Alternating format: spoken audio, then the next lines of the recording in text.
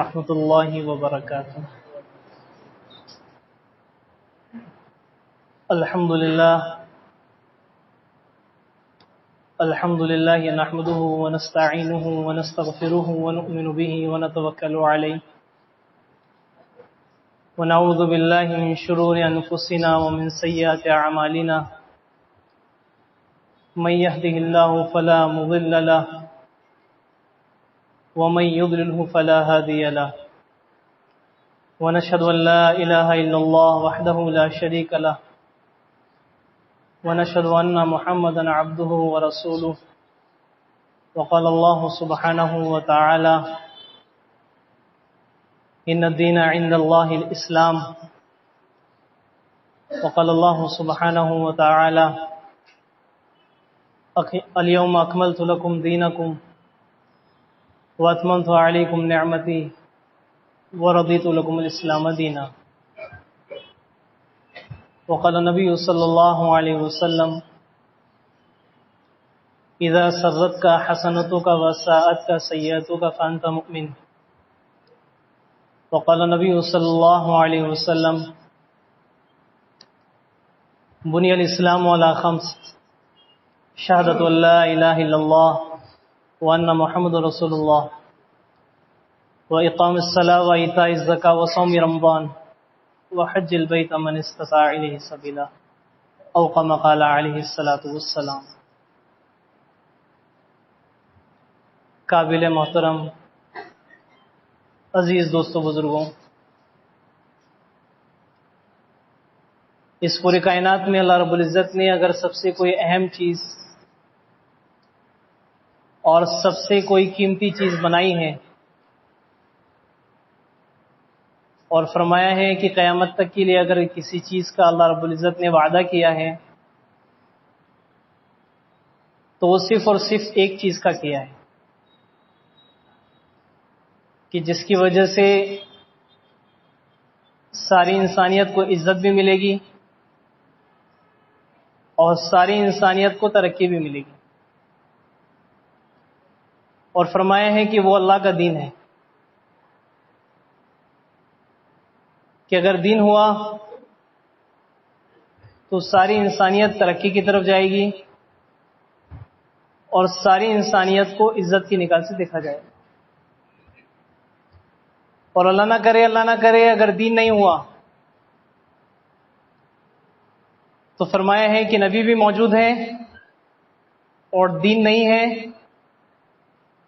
تو اللہ رب العزت نے ساری انسانیت کے لیے ان کو مثال بھی بنایا ہے۔ اس لیے حدیث پاک میں آتا ہے کہ اللہ کے نبی صلی اللہ علیہ وسلم نے دین کی اشاعت کے لیے، دین کو پھیلانے کے لیے، دین کو پہنچانے کے لیے، دین کو سکھانے اور سمجھانے کے لیے مستقل ایک ماحول تیار کرا کہ روایت میں آتا ہے کہ جب اللہ کے نبی صلی اللہ علیہ وسلم نے مکہ مکرمہ سے مدینہ منورہ کی طرف ہجرت فرمائی تو اس ہجرت کے سفر میں مدینہ پہنچنے کے بعد عام معمول کے خلاف اللہ کے نبی صلی اللہ علیہ وسلم نے اپنا گھر دوسرے نمبر پر بنایا، مگر روایت میں آتا ہے کہ سب سے پہلے مقدم اللہ کے نبی صلی اللہ علیہ وسلم نے اللہ کے گھر کو یعنی مسجد کو تیار کیا، حتیٰ کہ حدیث میں یہاں تک جملے آئے ہیں کہ بیدہ کہ بنا المسجد بالنبی بیدہ صلی اللہ علیہ وسلم، کہ اللہ کے نبی صلی اللہ علیہ وسلم نے مسجد نبوی کی تعمیر اپنے خود مبارک ہاتھوں سے کری، اتنا حصہ لیا تعمیر میں کہ روایت میں آتا ہے کہ ایک بڑا پتھر آپ کے سامنے آیا، اس بڑے پتھر کو اللہ کے نبی صلی اللہ علیہ وسلم نے اپنے ہاتھوں سے اٹھانے کی کوشش کری اور پوری طاقت لگائی تو وہ پتھر آپ سے اٹھا نہیں، تو آپ نے اس کو روایت میں آتا ہے کہ سینے کا سہارا لے کر اٹھانے کی کوشش کی تو بھی وہ پتھر آپ سے اٹھا نہیں۔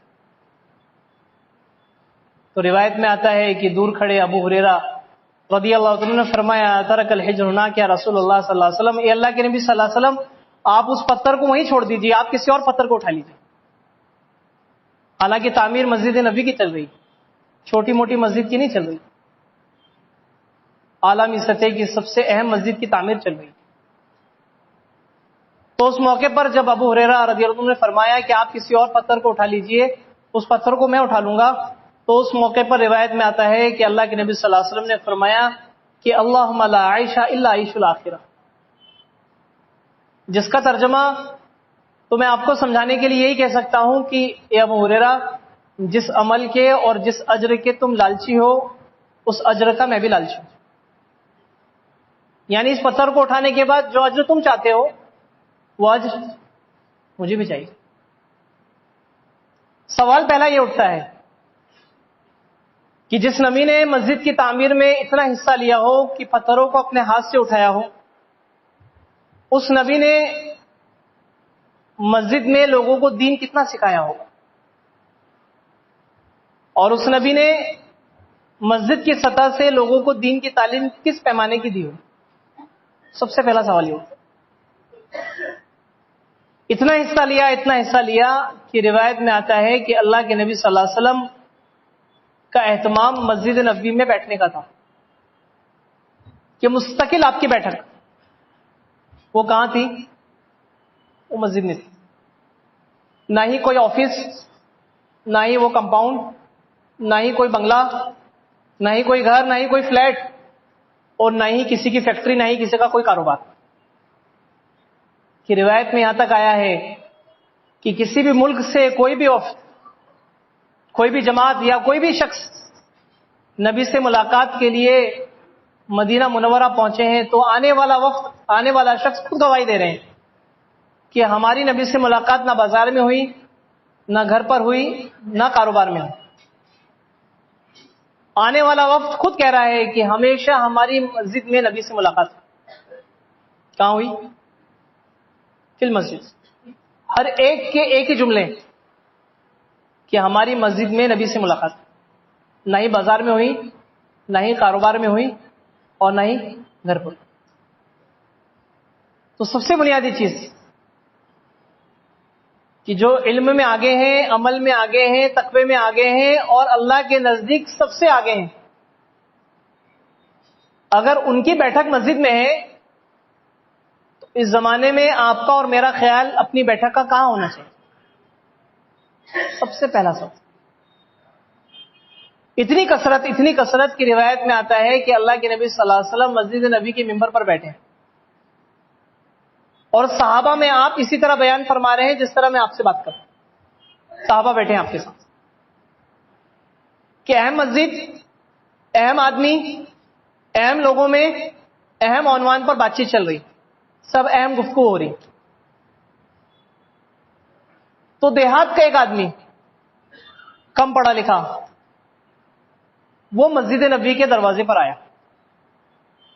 اور سمجھ نہ ہونے کی وجہ سے، صرف سمجھ نہ ہونے کی وجہ سے، دیہاتیوں میں زیادہ سمجھ نہیں ہوتی، سمجھ نہ ہونے کی وجہ سے نبی ممبر پر بیٹھے ہیں، صحابہ کے درمیان بات کر رہے ہیں، اہم گفتگو چل رہی، اہم مسئلے پر بات چل رہی، سمجھ نہ ہونے کی وجہ سے اس دیہاتی نے مسجد نبوی کے دروازے سے آواز لگائی۔ کس کو آواز لگائی؟ اللہ کے نبی صلی اللہ علیہ وسلم کو آواز لگائی۔ حالانکہ آواز لگانے والا دیہاتی ہے، وہ نبی کے علاوہ بھی لوگوں کو آواز لگا سکتا ہے، اس کی ضرورت کو پورا کرنے کے لیے نبی کے علاوہ بھی لوگ بیٹھے ہیں، خلفائے راشدین ہیں، عشرہ مبشرہ ہیں، وہ صاحب ہیں جو اللہ کے نبی صلی اللہ علیہ وسلم کی موجودگی میں بڑے عہدوں پر چلے گئے ہیں، علم کے اعتبار سے بڑے عہدوں پر، عبداللہ ابن مسعود جیسے ہیں، عبداللہ ابن عمر جیسے ہیں، اور معاذ بن جبل جیسے ہیں، ابو ہریرہ جیسے ہیں، عبداللہ ابن عمر جیسے، یہ بڑی بڑی شخصیات بیٹھی نبی کے سامنے۔ لیکن دیہاتی نے، روایت میں آتا ہے کہ مسجد نبوی کے دروازے سے آواز لگائی۔ کیا آواز لگائی؟ کہ علمنی دینی مما علمک اللہ یا رسول اللہ صلی اللہ علیہ وسلم، نبی جی مجھے بھی دین سکھائیے، نبی جی مجھے بھی دین سکھائیے۔ اللہ معاف کرے، اس زمانے میں کوئی دروازے سے کسی کو کہہ دے کہ مجھے بھی وقت دے دیجئے تو وہ ممبر پر بیٹھ کر ڈانٹنے لگ جائے گا، کہ تمہیں شرم نہیں آ رہی ہے کہ میں بات کر رہا ہوں اور تم دروازے سے آواز لگا رہے ہو کہ مجھے دین سکھائیے؟ جاؤ یہ کام کسی اور سے کر لو. کہ اس دیہاتی کی آواز کو سنتے ہی نبی نے اس کو ممبر پہ سے بیٹھ کے ڈانٹا نہیں کہ تمہیں شرم نہیں آ رہی کہ میں یہاں مشغول ہوں، مصروف ہوں، اور تم مجھے آواز دے رہے ہو. آپ نے اسے ڈانٹا نہیں. حتیٰ کہ آپ نے اس آواز دینے والے کو انتظار بھی نہیں کروایا کہ میں تھوڑی سی دیر کے لیے مشغول ہوں، اپنی بات پوری کہہ دوں، اس کے بعد میں تمہیں سکھا دوں. اسے انتظار بھی نہیں کروایا. جیسے اس زمانے میں معمول ہے کہ انتظار کی لائن لگی ہوئی، انتظار کی لائن لگی ہے کہ سکھانے والے اتنے مصروف ہو چکے ہیں کہ سیکھنے والے تڑپ رہے ہیں. سب کون سکھائے، کیسے سکھائیں، کب سکھائیں، کیونکہ وہ وقت ہی نہیں دے رہے. آپ نے انتظار نہیں کروایا. یہ میں مثال مالیگاؤں کے بازار کی نہیں دے رہا ہوں، یہ میں مثال مدینۃ المنورہ کے 1430 سال پرانی مثال دے رہا ہوں. میں بازاروں مثال نہیں دے رہا ہوں کہ آپ نے انتظار نہیں کروایا نہیں. اور نہیں آپ نے اپنے سامنے بیٹھے سب سے اہم لوگوں میں سے کسی ایک کو اس کے پاس بھیجا نہیں کہ تم چلے جاؤ میں یہاں بزی ہوں، ابو ہریرہ تم جا کے اس کو سمجھ لو یہ کون دیہاتی ہے، کیا پوچھنا چاہ رہا ہے، تم اس کیس کو نپٹا لو. نہیں. کہ روایت میں آیا ہے کہ دیہاتی نے مسجد کے دروازے سے آواز لگائی، اندر بھی نہیں آیا، دروازے سے آواز لگائی کہ علمنی دینی مما علمک اللہ یا رسول اللہ صلی اللہ علیہ وسلم، کہ مجھے بھی دین سکھائیے. تو قال الاعراب، کہ دیہاتی خود کہہ رہا ہے، خود راوی ہے. روایت میں آتا ہے کہ دیہاتی کہنے لگا، فرماتے ہیں کہ میں نے دروازے سے آواز لگائی، میری آواز سنتے ہی نبی ممبر سے نیچے اتر گئے اپنی بات چھوڑ کر. اور نبی اپنے نبوت کے حق کو ادا کرنے کے لیے حق تو یہ بنتا تھا کہ آپ دروازے سے مجھے اپنے پاس بلاتے، لیکن آپ نے اپنا حق ادا کرنے کے لیے آپ خود چل کر میرے پاس دروازے تک آئے. فرق ہے. حالانکہ بادشاہوں کا مزاج ہے کہ بادشاہ اپنی محفل میں سب کو اپنے پاس بلائیں گے. جیسے اس زمانے میں لوگوں کا کہنا ہے کہ پیاسے کس کے پاس آئیں؟ کنویں کے پاس. حالانکہ یہ فرضی مثال ہے، بازاروں مثال. قرآن حدیث کی مثال تو عجیب و غریب ہے کہ سکھانے والوں کی، سمجھانے والوں کی مثال بادل کی طرح دی کہ اگر کسی ملک میں کوئی زمین بنجر پڑی ہے اور مالیگاؤں میں بارش ہو رہی ہے، کبھی ایسا نہیں ہوگا کہ وہ زمین اس ملک سے چل کر مالیگاؤں آ جائے. ہاں یہ ضرور ہو سکتا ہے کہ مالیگاؤں کے بادل چل کر کہاں تک چلے جائیں؟ اس زمین تک جا کے برسے. شاید آپ میری بات سمجھ رہے کہ پیاسا کنویں کے پاس آ جائے. کہ یہ مثال تو کسی قرآن حدیث کے اندر ہے ہی نہیں. کسی قرآن حدیث فرضی مثال کہ آپ نے حق ادا کرا کہ آپ ممبر سے اتر کر خود چل کر میرے پاس دروازے تک آئے. کہ بادشاہوں کے مزاج میں ہے کہ ہم جہاں بیٹھے ہیں سب ہمارے پاس آؤ. نبوت کے مزاج میں ہے کہ تم وہیں رہو، ہم تمہارے پاس آئیں گے. یہ فرق ہے بادشاہ اور نبوت. تو نبی نے اپنا حق ادا کر کے دکھا کہ آپ ممبر سے نیچے اترے اور مسجد کے دروازے تک چل کر گئے.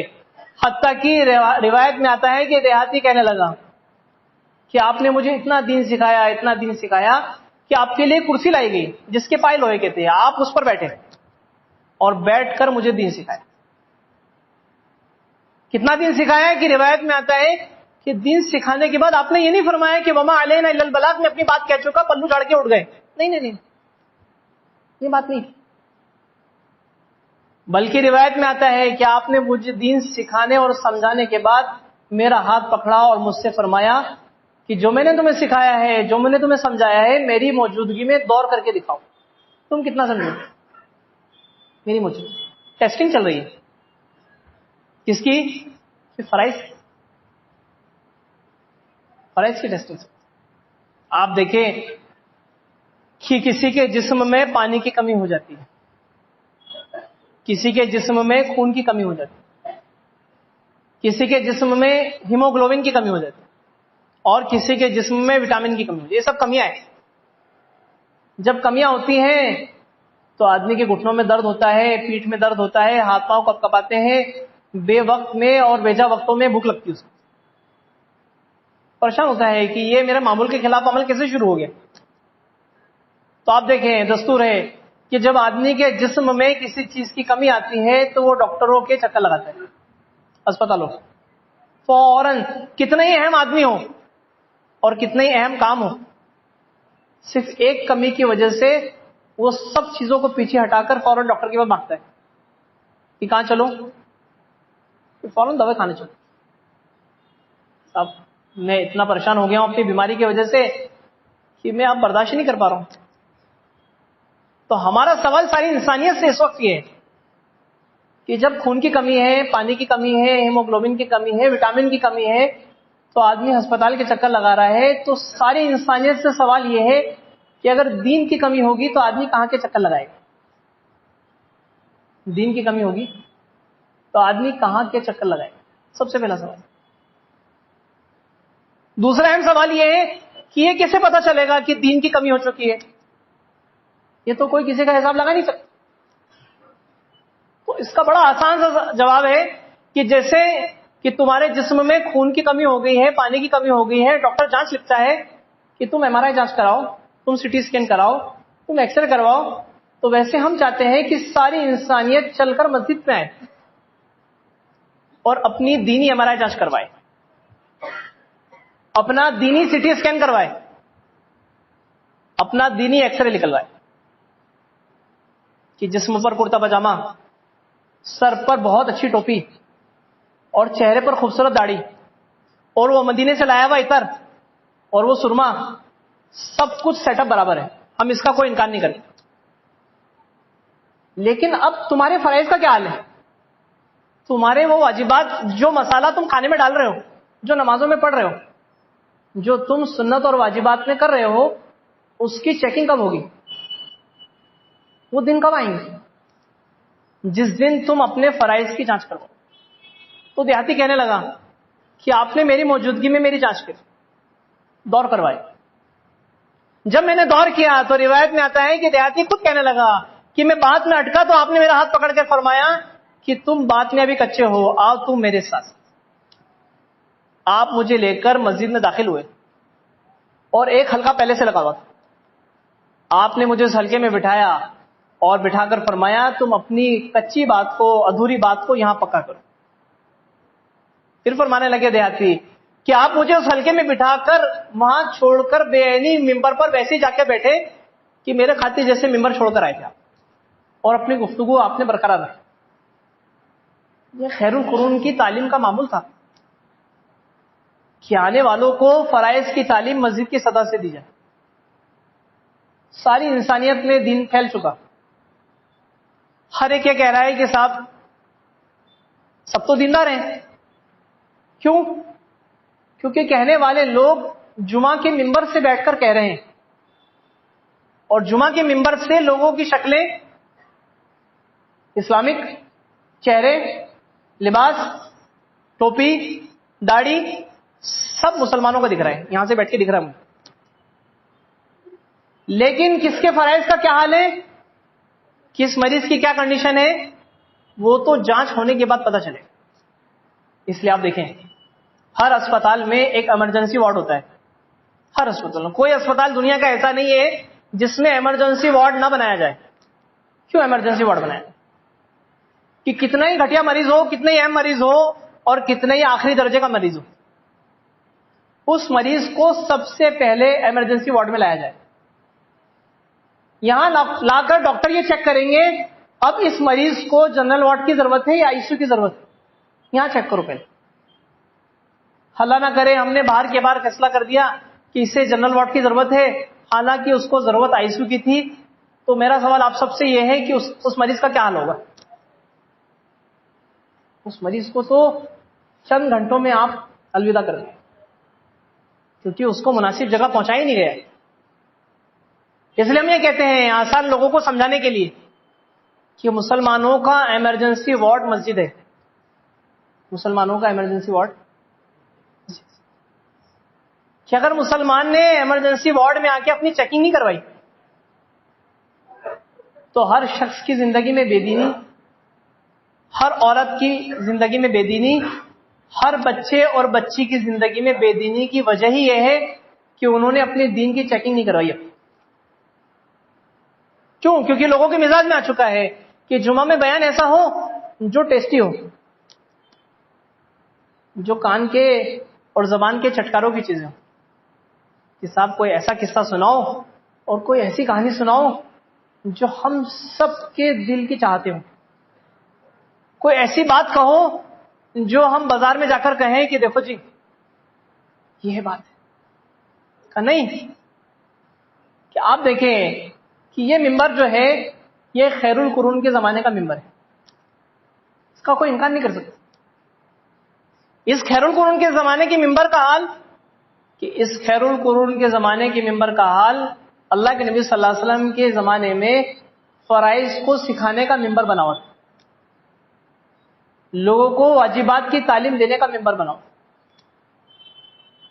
کہ لوگوں کو کہاں جائے، کہ لوگوں کو اپنے ماحول سے نکال کر یہاں لایا جائے اور یہاں لا کر ان کی دینی فرائض کی ضرورت کو پورا کیا۔ کیسا پورا کیا گیا؟ کہ روایت میں آتا ہے، سیرت مصطفیٰ ایک کتاب ہے، حضرت مولانا ادریس صاحب نے اس کتاب کو لکھا ہے، اس کی دوسری جلد میں ہے کہ جب وضو کی آیتیں نازل بھی نہیں ہوئی اور جب نبی پر نماز فرض بھی نہیں ہوئی، اس سے پہلے کا یہ واقعہ ہے، 1430 سال پہلے کا، کہ نبی بیت اللہ کے قریب بیٹھے ہیں اور حضرت جبریل علیہ الصلوۃ والسلام تشریف لائے، نبی کو قریب بلایا، زمین کے ایک حصے پر مارا، بیت اللہ میں سب سے اہم مسجد بیت اللہ، زمین کے ایک حصے پر مارا، وہاں سے پانی نکلا، جیسے پانی نکلا تو نبی کو قریب بلایا اور قریب بلا کر پریکٹیکلی عملی طور پر چہرہ، ہاتھ مسا اور پاؤں دھو کے دکھائے۔ کس نے؟ حضرت جبریل علیہ الصلوۃ والسلام نبی کو۔ یہ اس زمانے کی بات ہے جب نبی کو وضو بھی نہیں معلوم تھا اور نماز بھی نہیں معلوم تھی، اس زمانے کی بات، پہلی مرتبہ یہ عمل کیا جا رہا ہے، سیرت مصطفیٰ میں واقع پہلی مرتبہ پریکٹیکلی۔ تو روایت میں آتا ہے کہ حضرت جبریل علیہ السلام نے اللہ کے نبی صلی اللہ علیہ وسلم کی موجودگی میں جب عملی طور پر وضو مکمل کیا تو حضرت جبریل نے اللہ کے نبی صلی اللہ علیہ وسلم سے فرمایا کہ جس طرح میں نے وضو بنایا ہے آپ میری ہی موجودگی میں مجھے وضو بنا کے دکھائیے عملی طور پر، تاکہ مجھے اطمینان ہو جائے کہ آپ چہرہ، ہاتھ مسا اور پاؤں برابر دھو پا رہے ہیں کہ نہیں دھو پا رہے، مجھے اطمینان ہو۔ کیوں؟ کیونکہ مفتیان اکرام نے لکھا ہے بالکل وضاحت کے ساتھ کہ نبی کو اتنا باریک وضو کیوں سکھایا گیا؟ اس کی وجہ تھی کہ اگر نبی کا وضو صحیح ہو گیا تو قیامت تک کی امت کا اور خصوصاً مالیگاؤں والوں کا وضو تو یوں صحیح ہو جائے گا، کیونکہ ان کو وضو کہاں سے ملا؟ کہ ان کو وضو اوپر سے ملا، خیر القرون کے زمانے سے، یہاں تک ان کے لیے بہت آسان، بہت آسان۔ جب حضرت جبریل علیہ السلام نے اپنی موجودگی میں نبی کا وضو دیکھ لیا عملی طور پر تو آگے بڑھے اور نبی کو پیچھے کھڑا کیا اور 2 رکعت پڑھ کے دکھائے۔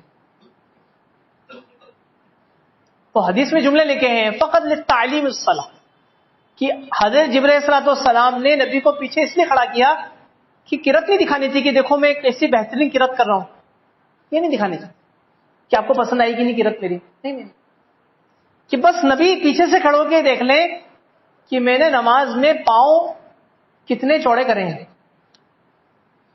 میں نے نماز میں نیت باندھنے سے پہلے ہاتھ کہاں تک اٹھائے ہیں اور میں نے نماز میں ہاتھ کہاں باندھے ہیں، میں نے رکوع، قوما، جلسہ، سجدہ، قیام کہاں کیسے کب کرا ہے، یہ بس نبی پیچھے سے نوٹ کر لیں۔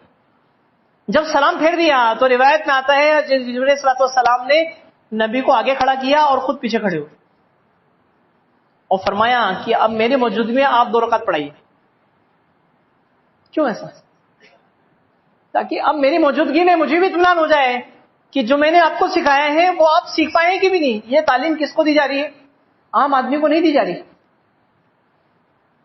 یہ ساری انسانیت کے سب سے اہم آدمی کو دی جا رہی ہے۔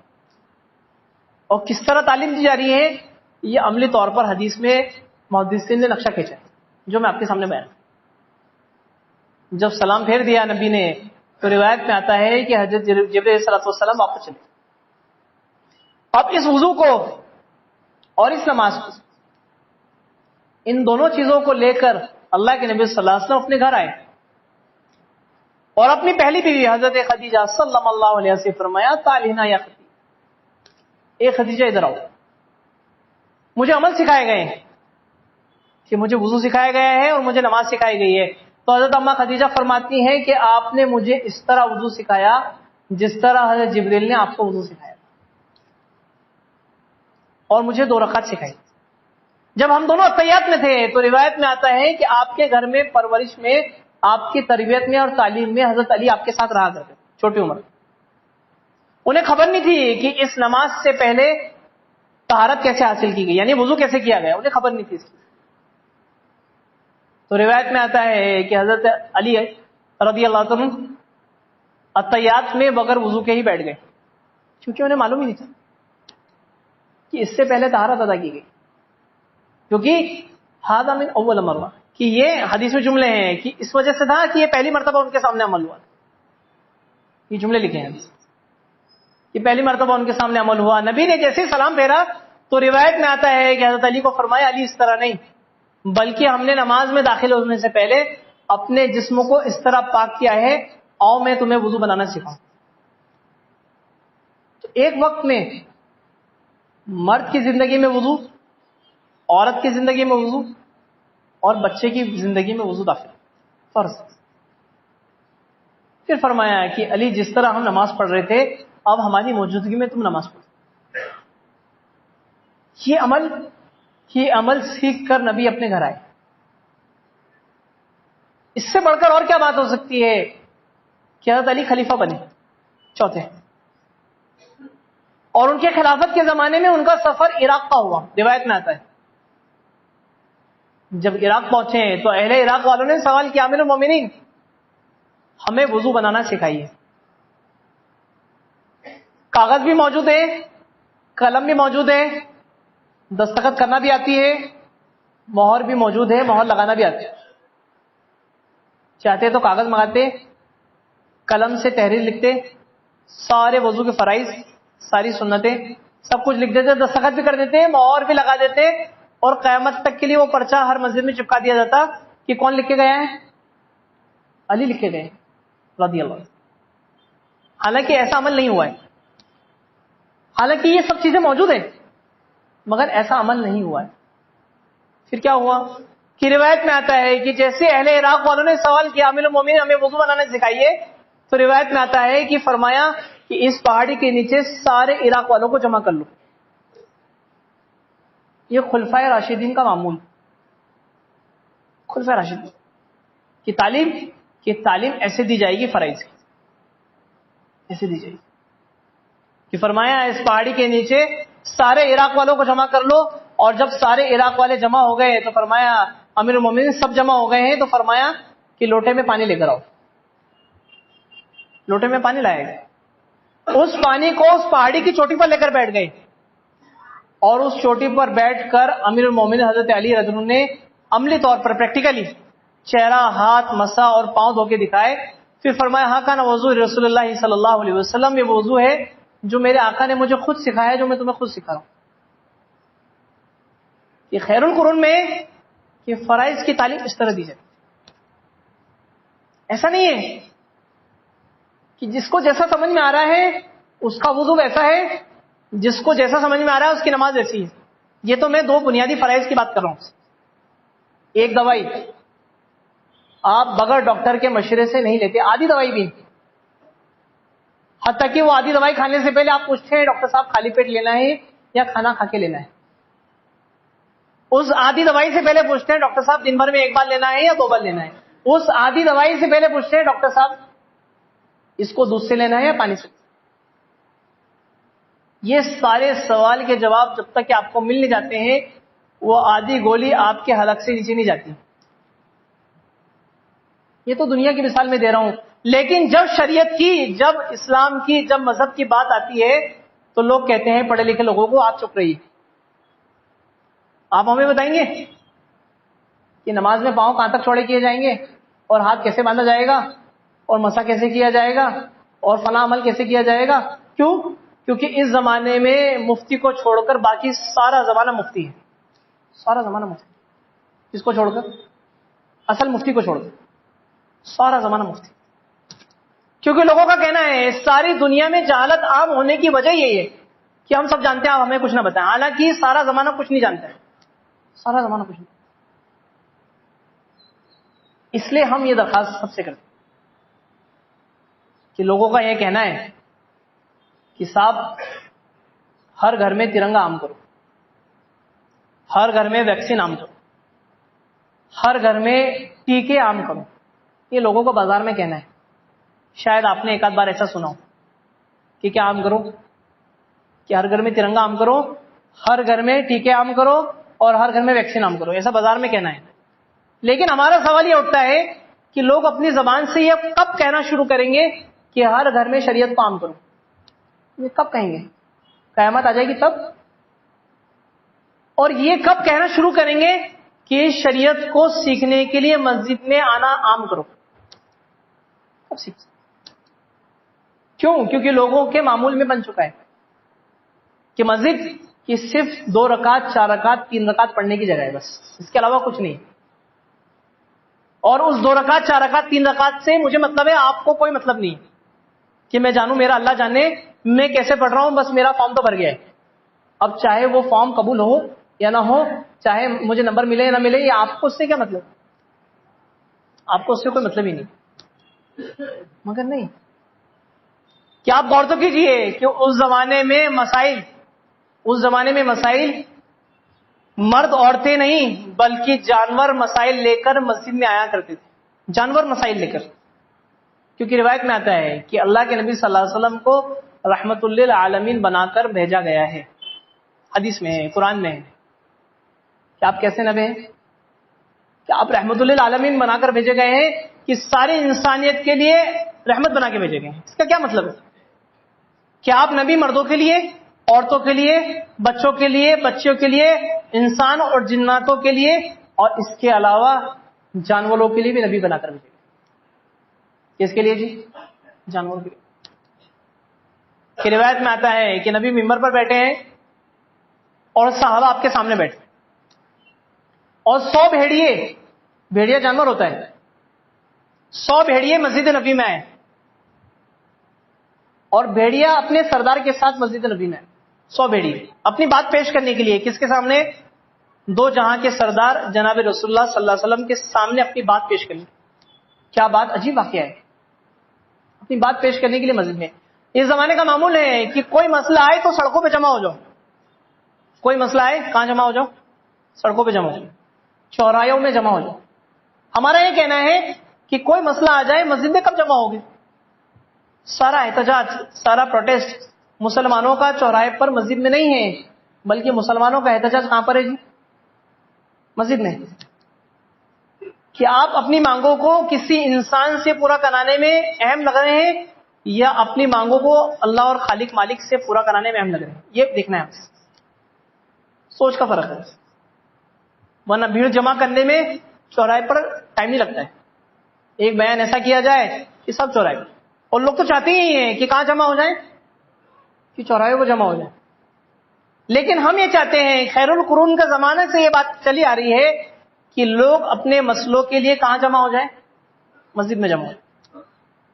ساری انسانیت خود دیکھ رہی ہے اپنی آنکھوں سے کہ مسلمانوں کی ساری چیزیں آباد ہیں مسجد کو چھوڑ کر. کاروبار آباد ہے، گھر آباد ہیں، چوراہے آباد ہیں، دکانیں محفلیں ساری آباد ہیں. کس کو چھوڑ کر؟ مسجدوں کو چھوڑ. سب کے سب ویران پڑے. کیونکہ لوگوں کا کہنا ہے کہ صاحب مجھ سے اگر ملاقات کرنی ہے تو میں تو نماز میں ملوں گا 4 رکعت کے بعد سیدھے میرے آفس پہ چلے جائیں. وہ آفس جس میں میری ٹیبل لگی ہو، اے سی چل رہا ہو، اور آپ مجھ سے دین کی بات سیکھنے اور سمجھنے کے لیے اس آفس میں آئے. مسجد کو آپ چھوڑ دیجیے. مزاج میں آ گیا، لوگ عادت میں آ چکے. تو 100 بیٹھیے اپنے سردار کے ساتھ اور بات پیش کری نبی کے سامنے، کیا رسول اللہ صلی اللہ علیہ وسلم ہمیں کھانے کے لیے کچھ نہیں مل رہا ہے، آپ اپنے صحابہ سے کہیے کہ ہمیں مفت میں 2 بکریاں کھانے کے لیے دے دیں. یہ بھیڑیے کے سردار نے نبی کے سامنے مانگ کری، ڈیمانڈ مسجد میں آ کے. حالانکہ جانور ڈیمانڈ مسجد میں آ کے کر رہا ہے، اور انسان ڈیمانڈ کہاں کر رہا ہے؟ چوراہے پر آ کے، کہ ہماری مانگیں پوری کرو. اور ان سے مانگیں مانگی جا رہی ہیں جن سے کوئی امید نہیں ہے مانگیں پوری ہونے کی، کوئی امید نہیں، اور جن سے پورا پورا یقین ہے کہ مانگیں یہاں سے پوری ہوں گی، ان کی طرف توجہ کسی کی نہیں۔ کبھی کسی نے یہ نہیں کہا کہ اللہ معاف کرے کہ تم 2 رکعت تو پڑھو، مسجد میں تو آؤ، تہجد تو پڑھو، فجر تو پڑھو، ایسا معمولی نہیں ہے، یہ ہمارے کھاتے میں نہیں ہے، یہ ہمارے قانون میں۔ تو اللہ کے نبی صلی اللہ علیہ وسلم، آخری واقعے میں آپ سے ذکر کر رہا ہوں، وقت ہو چکے، کہ نبی متوجہ ہوئے صحابہ کی طرف کہ تم جانتے ہو کہ یہ کیا کہہ رہے ہیں؟ ہم نہیں جانتے کہ یہ کیا کہہ رہے ہیں، کہ یہ سوال کر رہے ہیں کہ انہیں کھانے کے لیے کچھ نہیں مل رہا ہے تو تم اپنی 2 بکریاں مہینے میں انہیں مفت میں کھانے کے لیے دو۔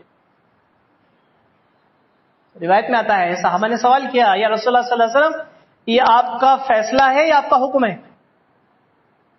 یہ آپ کا فیصلہ ہے یا آپ کا حکم ہے؟ تو فرمایا یہ نہ میرا فیصلہ ہے نہ میرا حکم ہے، یہ ان کی بات ہے، میں تو ترجمہ کر رہا ہوں، فیصلہ تم کو کرنا ہے، مالک بکریوں کے تم ہو، میں نہیں ہوں، کیونکہ آپ انصاف پرست، آپ انصاف کرنا چاہتے ہیں۔